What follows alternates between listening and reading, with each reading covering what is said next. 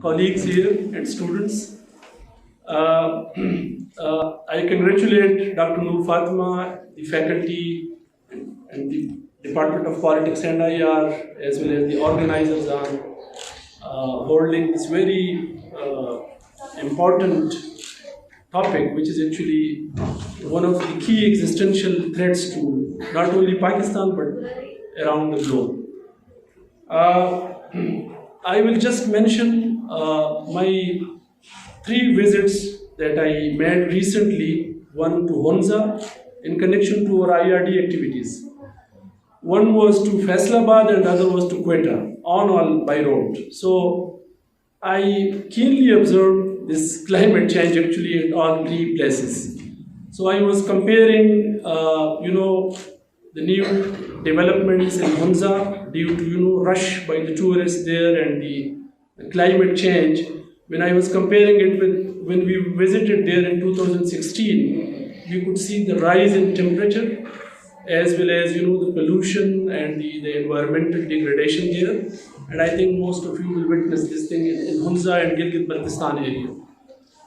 My recent visit was to Faisalabad, and as you know, including Faisalabad, Lahore, and I think we are having, we are registering like in the top 10 cities which are actually, environmentally polluted.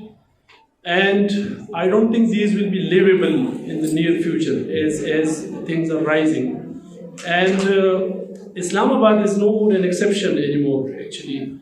And you can see that the smoke is, you see the light layer around Islamabad as well. One of my interesting tour was to Quetta recently when we were going for an IIRD outreach activity there, and I opted for the road trip. And I could see that the elders narrated that, this entire from Job and that area, Killa, Saifullah to Quetta, this was known to be the apple orchards there, very low-hanging fruits, and people could even pick from there. But you don't see any fruit trees anymore on that road. And there are deserted villages, you can see, people have migrated. And this then reminded me of the fact that in the Syrian conflict, there was a huge drought and people started migrating from, far-flung villages around Damascus. And then the new peripheries were actually, building up there around the city and other cities as well. And you could see that the conditions, the necessary conditions for a very lethal conflict actually emerged in Syria. So Pakistan, we see that there is the periphery, the slums are actually besieging now the cities. You see Islamabad as well. So Islamabad is becoming a besieged city actually, where people are living in gated communities, but you see that the city is actually surrounded by periphery, and the periphery is one of the key reasons is actually climate change, that people are migrating for labor and for other amenities and good services, education and other stuff, and the cities are being besieged now. So Lahore and so these are providing necessary conditions for future conflicts as well, and not only ethnic conflicts but urban all kind of violence which you can expect due to these conditions.